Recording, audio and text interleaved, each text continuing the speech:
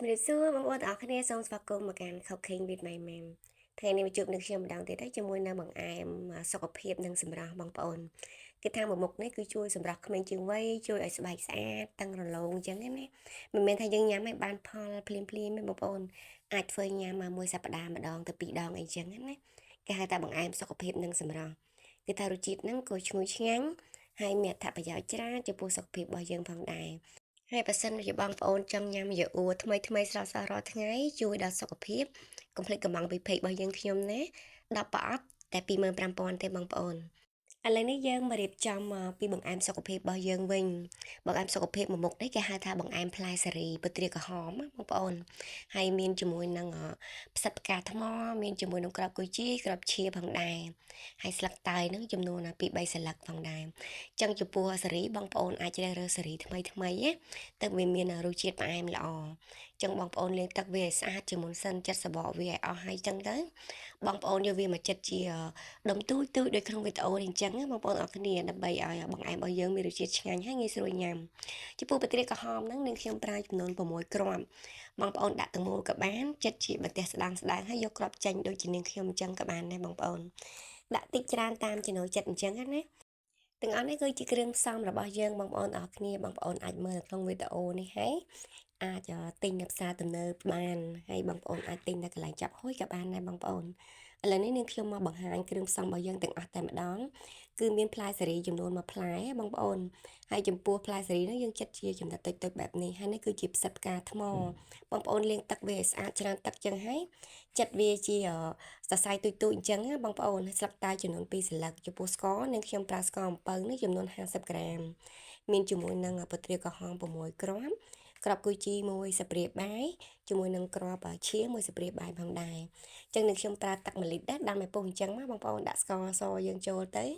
បងប្អូនប្រើស្ករអំពៅក៏បានស្ករសក៏បានដែរបងប្អូនហើយយើងដាក់ផ្លែសេរីចូលយើងដួសពពុះវាចេញឲ្យអស់អញ្ចឹងណាហើយអាចបងប្អូនអាចដាក់ជាមួយនឹងគ្រឿងផ្សំបន្តទៀតបានដូចជាផ្កាថ្មបងប្អូនដាក់ចូលអញ្ចឹងទៅហើយពេលទឹកពុះហើយវាមានពពុះអញ្ចឹងអាចដួសពពុះចេញណាបងប្អូនចឹងមានជាមួយនឹងក្របគុយទាវក្របឈៀជាមួយនឹងស្លឹកតើយចំពោះស្លឹកតើយបងប្អូនអាចដាក់ក្រោយគេបានណាដើម្បីឲ្យតើយរបស់យើងនៅតែមានក្លិនឈ្ងុយ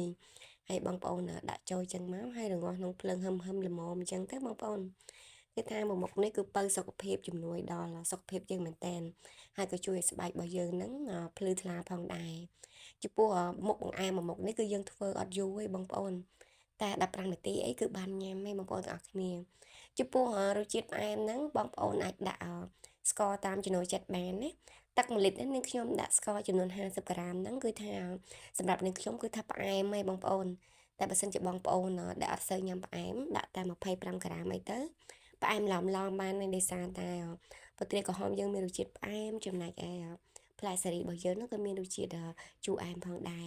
ចឹងបងប្អូនងាស់វាតិចចឹងទៅរយៈពេល15នាទីយ៉ាងយូរ20នាទីអីបងប្អូនគឺថារួចរាល់ហើយបង្អែមរបស់យើងហ្នឹងណាបងប្អូនអាចញ៉ាំក្តៅគឺថាអូយរសជាតិឆ្ងាញ់មែនតែនហើយបើសិនជាបងប្អូនចូលចិត្តត្រជាក់អញ្ចឹងអាចខ្លះសេឲ្យត្រជាក់ហើយនៅពេលដែលបងប្អូនដួសមកញ៉ាំហ្នឹងថែមជាមួយនឹងទឹកដោះគោស្រស់យើងណាបងប្អូនថែមទឹកដោះគោស្រស់យើងទៀតរឹតតែឆ្ងាញ់បើសិនជាបងប្អូនអត់ចង់ធ្វើទេខ្ជិលធ្វើអញ្ចឹងអាចកម្មង់បានពេករបស់យើងខ្ញុំក៏អាចធ្វើបង្អែមជូនបងប្អូនបានផងដែរគឺបងប្អូនអាចកម្មង់មកគឺនឹងខ្ញុំធ្វើជូនតែម្ដងហើយបង្អែមសុខភាពមួយមុខនេះគឺជួយបានទាំងសុខភាពជួយបានទាំងសម្រស់គឺថាល្អមែនទែនណាបងប្អូនអរគ្នាញ៉ាំក្តៅក៏បានខ្លះសេឲ្យត្រជាក់ក៏ត្រូវដែរបងប្អូនគឺមួយសប្តាហ៍ញ៉ាំ2ដងឬក៏ម្ដងទៅ2ដងអីចឹងគឺមានអត្ថប្រយោជន៍ច្រើនចំពោះសុខភាពនិងសម្រស់របស់បងប្អូនហើយបើសិនជាបងប្អូនចង់ញ៉ាំយ៉ាអ៊ូដែលមានរសជាតិឆ្ងាញ់ថ្មីស្រស់ធ្វើរាល់ថ្ងៃដែលគ្មានជាតិស្ករអាចកម្មង់20របស់នាងខ្ញុំបានណា10ប្រអប់តែ25,000ទេចឹងវីដេអូមួយនេះគឺដល់ទីបញ្ចប់អីអរគុណបងប្អូនទាំងអស់គ្នាដែលបានទស្សនាវីដេអូរបស់នាងខ្ញុំកុំភ្លេចសាកល្បងធ្វើញ៉ាំទាំងអស់គ្នាណាអរគុណជម្រាបលា